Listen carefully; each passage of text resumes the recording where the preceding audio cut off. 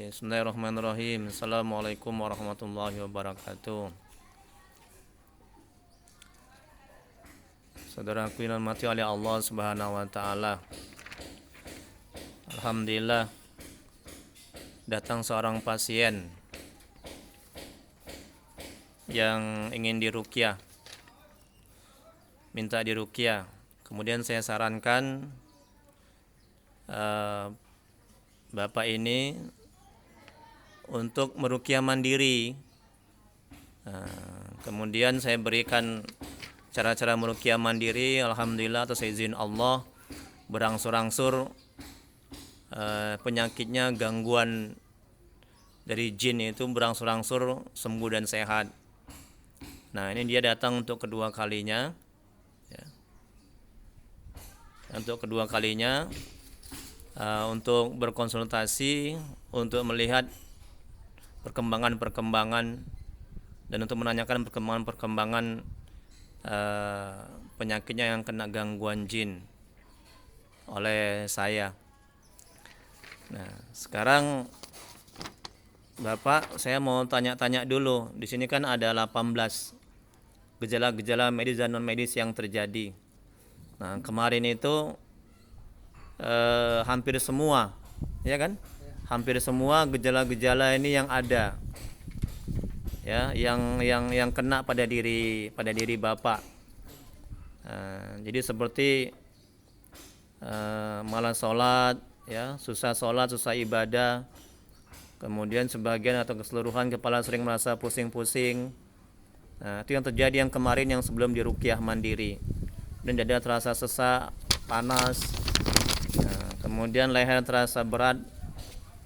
Kemudian mudah marah, tersinggung. Kemudian sakit yang sangat pada jam-jam tertentu. Kemudian sakit yang tiba-tiba datang, tiba-tiba hilang, sering bingung, sering resah, gelisah. Kemudian sering lupa jumlah rakaat sholat. Kemudian sulit tidur. Kemudian ya banyak lagi, ya, intinya lebih kurang sampai 18 ada gejala yang Bapak ini alami. Nah, untuk itu sekarang saya mau tanya dulu, dari yang lebih kurang 18 gejala-gejala medis dan non medis ini, apakah sudah banyak kurangnya? Nah, yang pertama, malas ibadah, susah ibadah atau berat ibadah. Apakah Bapak masih berat sekarang ibadah setelah Bapak ruqyah mandiri? Alhamdulillah. Nah, lihat tuh saudaraku. Iya, lihat tuh saudaraku. Nah, ini nanti akan dilihat, nanti ditonton sama jemaah-jemaah saya yang di YouTube, ya. Ini sebagai pelajaran buat kita dan buat semuanya, ini juga sebagai dakwah. Nanti saya dapat pahala dan Bapak juga dapat pahala, ya. Nah, itu. Karena apa? Karena sebagai contoh. Nah, dan sebagai contoh, kalau kita beramal ibadah, itu setan tuh menjauh. Kalau kita beramal ibadah, terhindar dari godaan jin dan setan. Makanya jangan tinggal ibadah. Agar apa? Agar tidak diganggu oleh jin dan setan, ya, dan hawa nafsu. Kemudian kedua, sering merasa pusing-pusing. Apakah Bapak masih merasa pusing-pusing? Sudah enggak lagi. Alhamdulillah. Tadinya sebelum Bapak ruqyah mandiri merasa pusing-pusing, ya. Luar biasa. Iya. Kemarin pun juga beberapa hari yang lalu pertama kali Bapak ini datang, ketika saya bacakan gejala-gejala ini, dia marah. Jinnya itu yang ada di dalam tubuhnya marah, seolah-olah Bapak ini mau memukul saya. Dia baru sampai poin 5 gejala-gejala non medis dan medis yang terjadi. Saya bacakan sampai poin 5 aja. Jadi karena dia marah, emosi, makhluk gaib, jin yang ada dalam tubuhnya itu, jadi saya tidak melanjutkan lagi, ya. Karena dikhawatirkan akan akan menjadi berakibat buruk dan berefek buruk nanti jadinya. Sehingga saya sarankan Bapak ini untuk ruqyah mandiri di rumah. Kemudian berikutnya, Bapak yang baik hati yang dirahmati oleh Allah Subhanahu wa taala, eh, apakah masih ada sakit yang tiba-tiba datang, tiba-tiba hilang? Masih ada lagi sakitnya, tiba-tiba datang, tiba-tiba hilang. Sama-sama sedikit ya, tapi nggak begitu banyak seperti yang kayak semalam ya. Ya, ya alhamdulillah. Kemudian berikutnya gejala-gejalanya, apakah masih sering bingung? Sedikit juga alhamdulillah. Kemudian berikutnya apakah masih sering resah, gelisah? Sedikit ya, tapi sudah mulai tenang ya, sudah mulai terkontrol ya. Alhamdulillah. Ya, saudaraku, jemaah yang dirahmati oleh Allah Subhanahu wa taala. Jujur ketika pertama kali Bapak ini datang ke rumah saya, auranya begitu negatif. Nah, saya nggak enak duduk dekat dia. Ini saya bilang sama Bapak ini. Tapi alhamdulillah sekarang auranya positif, mukanya sudah cerah.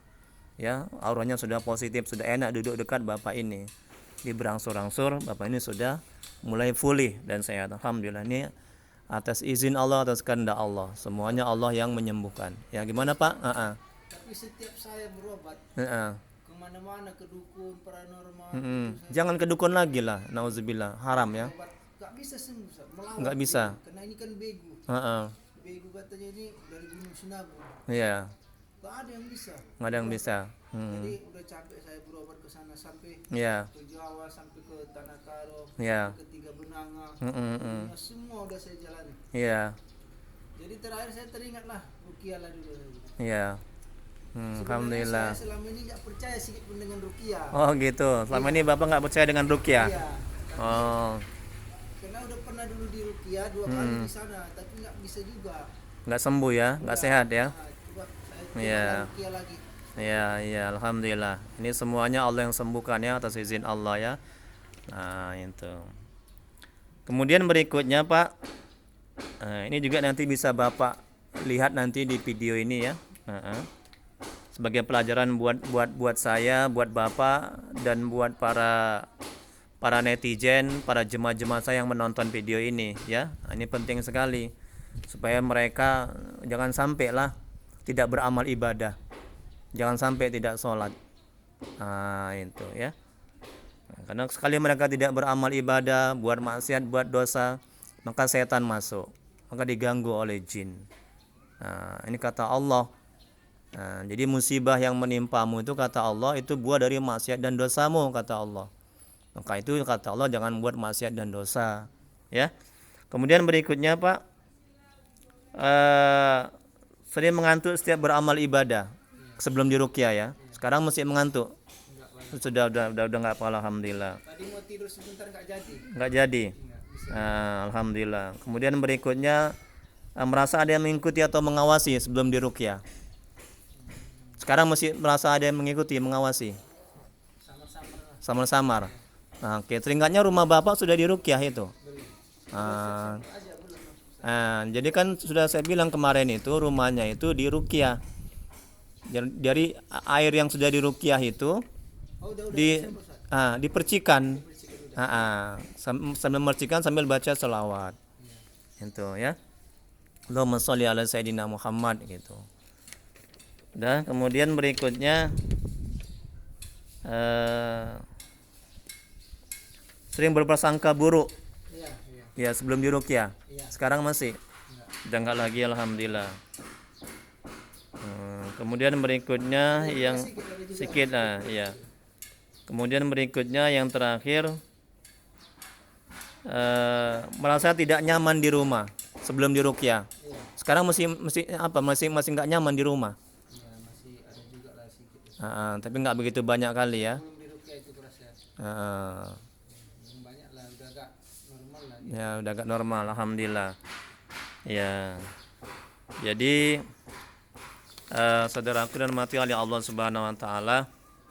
Nah, jadi ini bisa kita jadikan sebagai pelajaran, kita ambil hikmahnya ya dari peristiwa ini, dari kejadian ini, bahwa kalau kita tidak menjalankan ketaatan kepada Allah, tidak beramal ibadah, nah, maka siap-siaplah kita akan diganggu oleh setan, oleh jin. Nah, Kalau kita banyak buat maksiat dan dosa kepada makhluk Allah, kepada Allah, nah siap-siaplah hati kita nggak akan tenang dan nggak akan tentram. Nah, untuk itu jauhi maksiat dan dosa. Nah, kemudian jalankan perintah Allah, tinggalkan larangannya. Maka insya Allah kita akan selamat dunia akhirat. Ya, wallahu alam. Hanya Allah yang maha mengetahui. Ya, assalamualaikum warahmatullahi wabarakatuh.